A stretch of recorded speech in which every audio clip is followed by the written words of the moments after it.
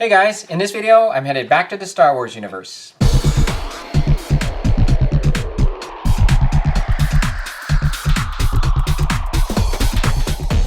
Well, hey guys, and welcome back to another Initiative Modeler. In this video, I'm going to be building the Death Star attack set. And this is a unique model kit because it's essentially a diorama that you're building. We've got a display base here that represents the Death Star trench. It includes a laser turret, as well as the exhaust port that the Rebels are shooting for, and it has one X-Wing.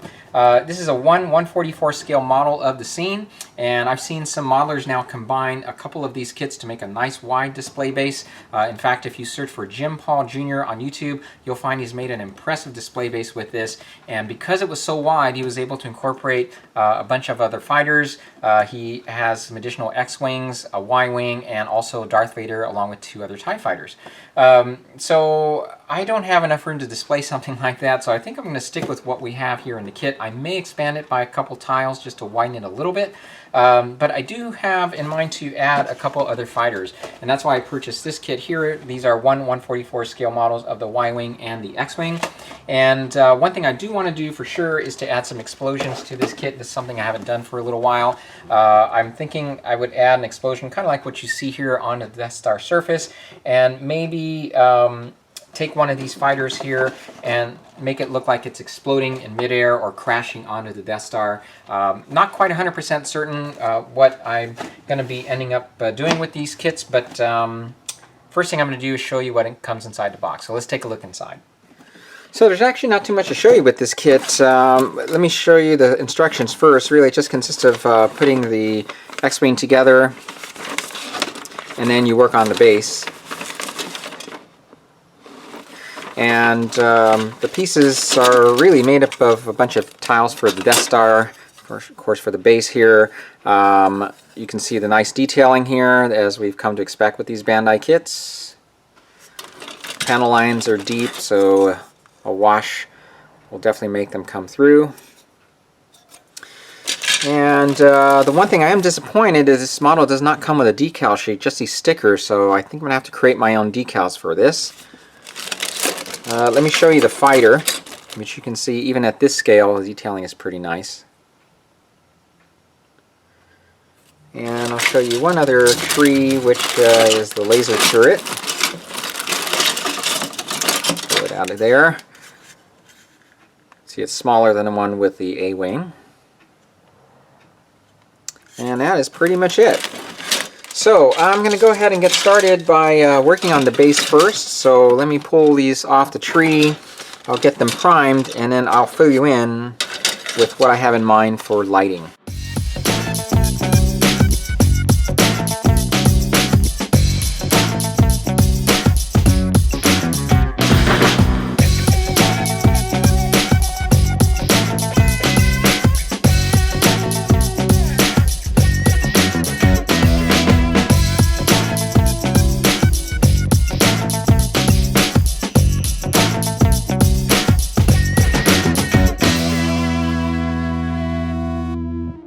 Alright, so here's a piece of plastic I happen to have that will give us some support for the base of our diorama.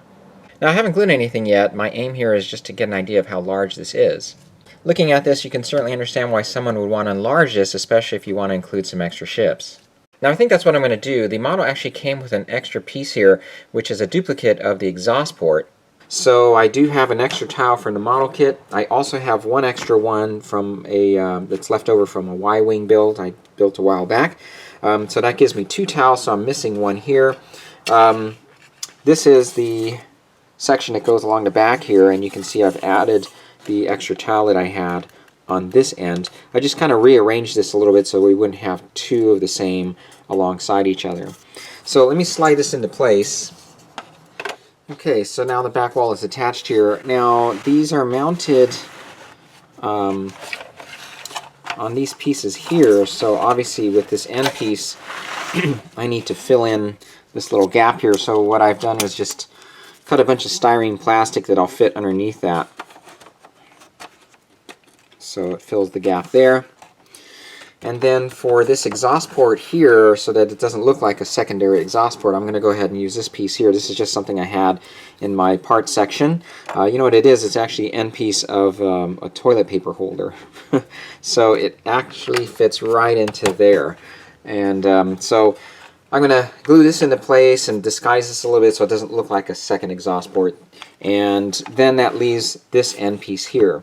So I thought about scratch building my own, but I went on Facebook and there's a gentleman who has molds for this, for resin molds, so he's going to make one for me there, and I'm just waiting for that to get in, and that'll fill in this end piece here.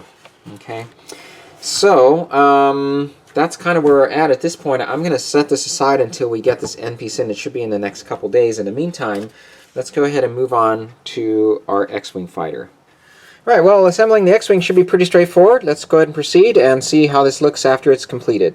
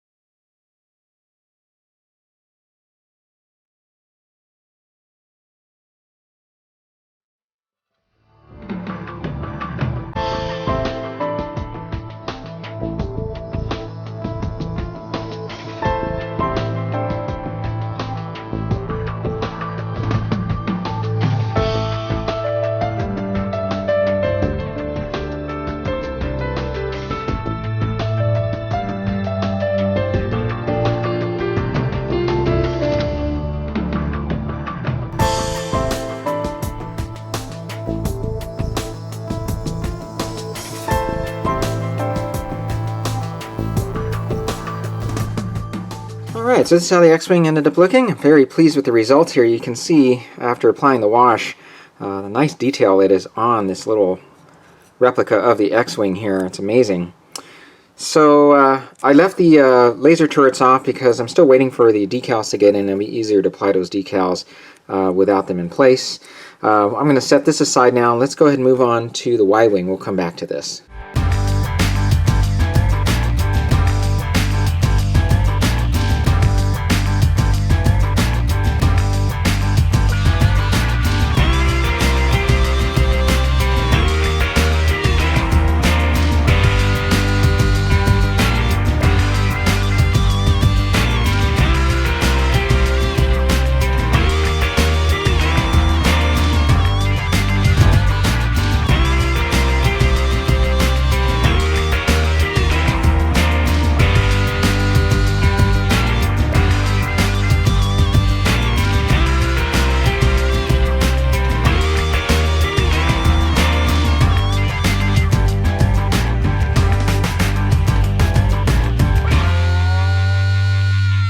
So again, MIG ammo is really one of my favorite solutions here.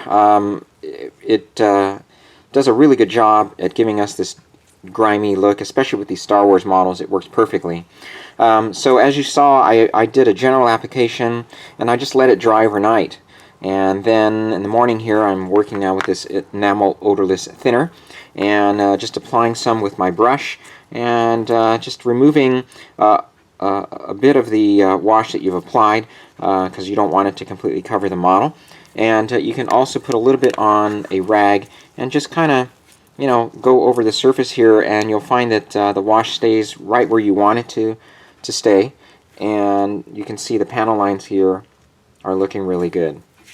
So I'm going to finish this up, and we're going to go ahead and move on to some decal application here. Alright, I wanted to show you the decals, and I'll put the seller's name down below here. This is something I purchased off of eBay. You can see the decals come with this weathered appearance, which is nice. Also includes some scorch marks, so you can add some other detailing to your ship. And I've already cut one section out here, so that's why this area is missing here. But this is the X-Wing decal sheet, and you can see it has markings both red and blue squadron. Now, since I already painted my cockpit section blue, all I need is the window markings, so I trimmed out the middle section there. And let's go ahead and slide this into place here.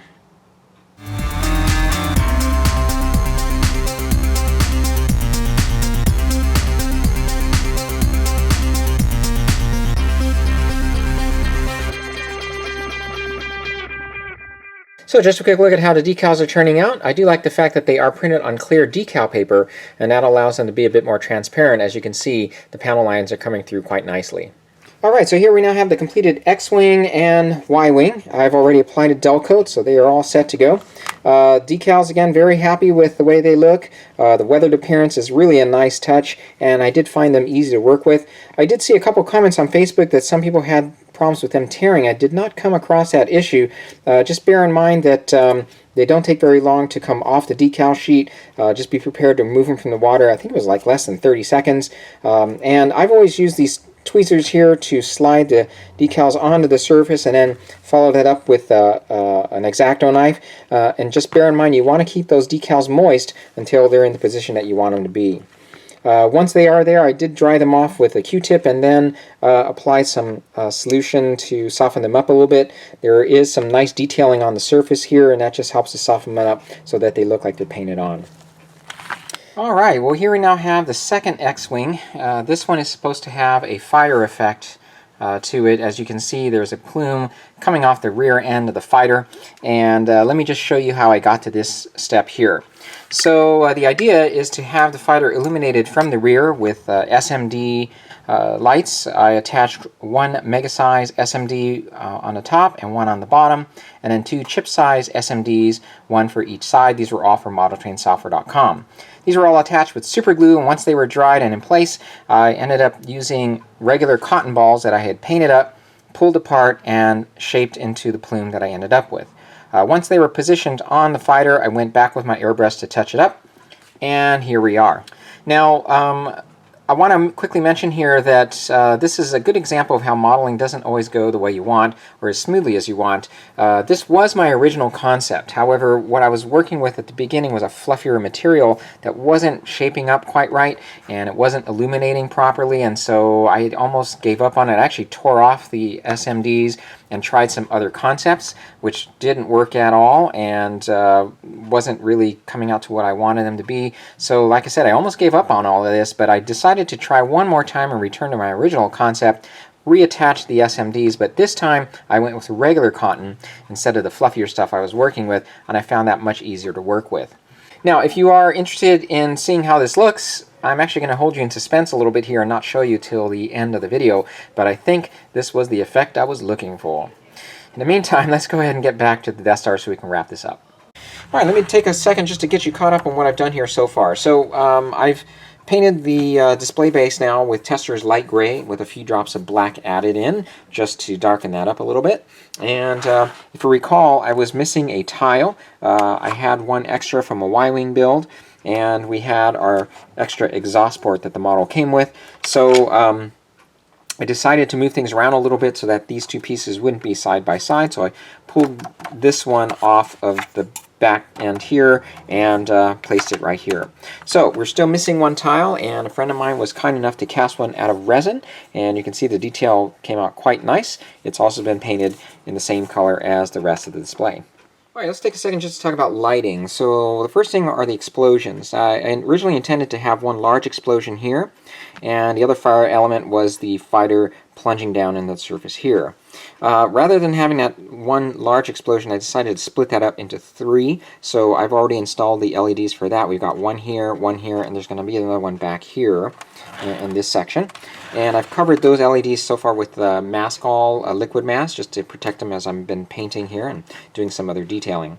So I'll go through those explosions in a little bit, but the other lighting I wanted to do was to add a pulsating blue light to our exhaust port. Now I know this isn't canon, it wasn't seen in the movie, but I just thought it would look cool. I have this pulsating blue light from Model Train Software that I think would look nice there.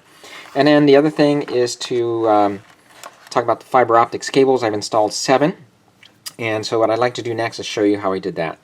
Okay, so for those of you who haven't worked with fiber optics before, I wanted just to do a quick demonstration for you here. First of all, we'll be working with this 1mm thickness cable that I got from fiberopticstore.com, and we're going to be feeding a few of them from the base this way.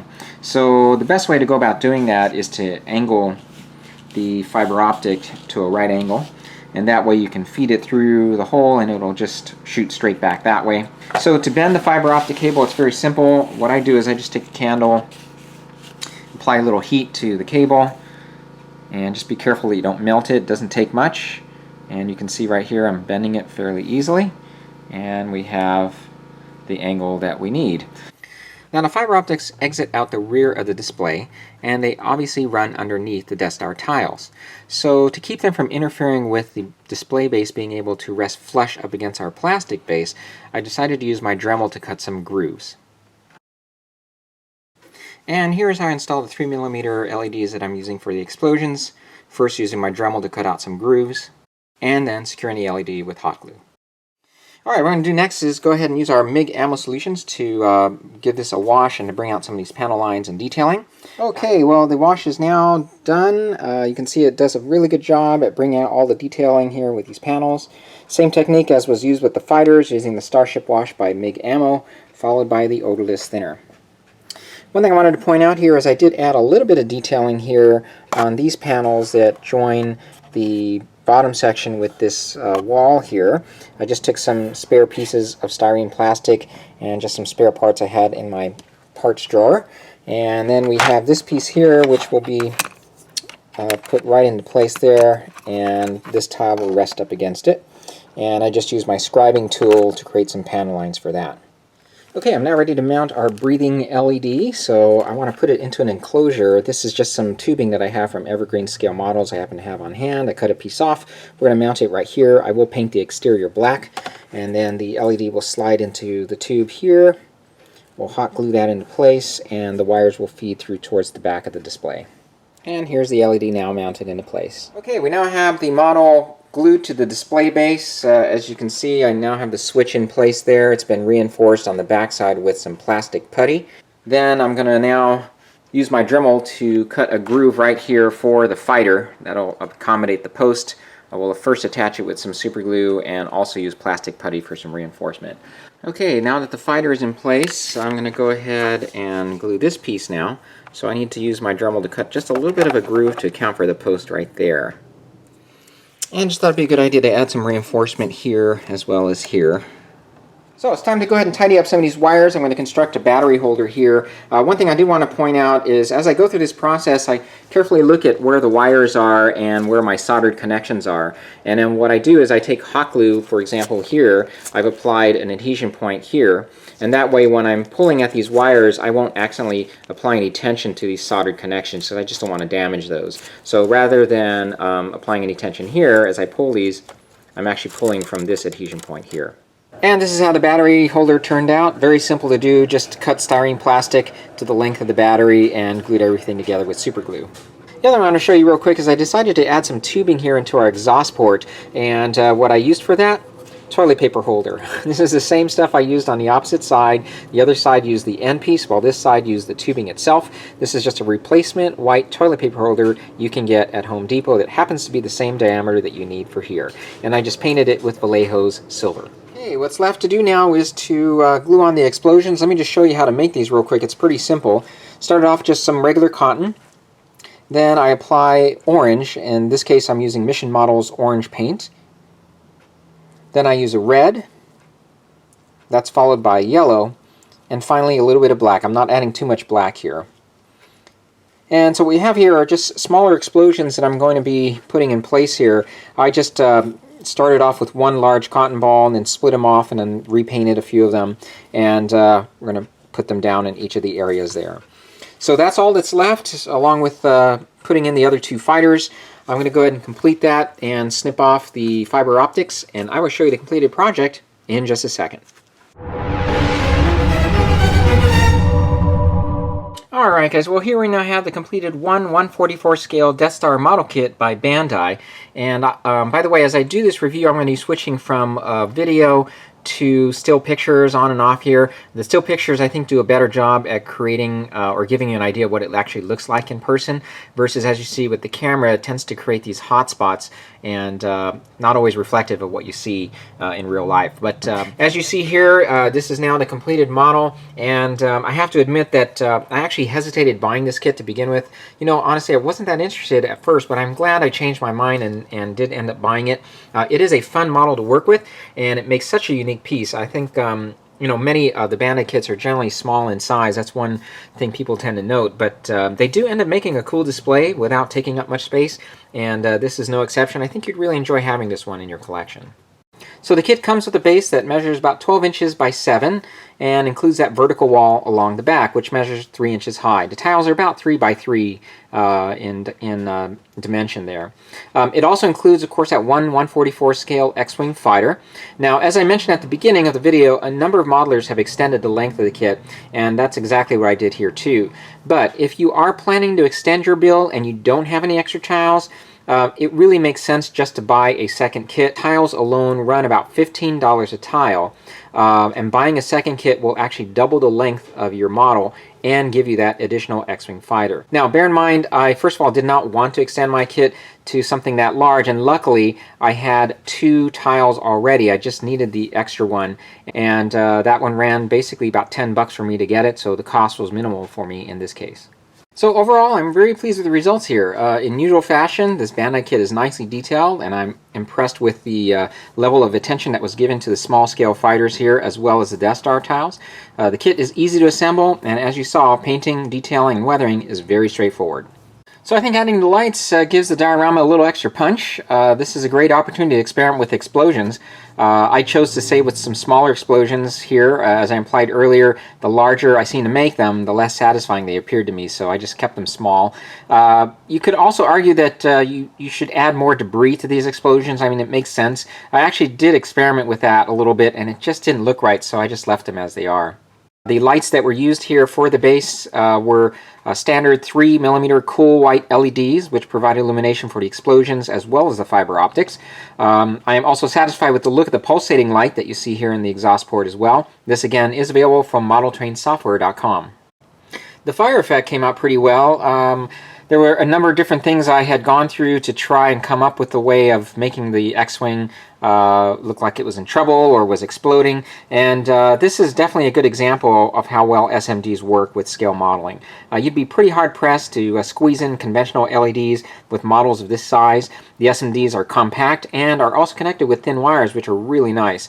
Unfortunately, one of the SMDs did not end up staying lit here. I had a little trouble with this one on this side here early on, and no doubt it has to do with the connection from the LEDs to the power source. There's something there with the wiring. I really didn't want to fiddle with it any further for fear of damaging one of the others, or all of the others for that matter. Now, the fighters were mounted on these 3 by 32nd aluminum rods. They are hollow, so they first accommodated the SMD wiring for the X-Wing that's on fire.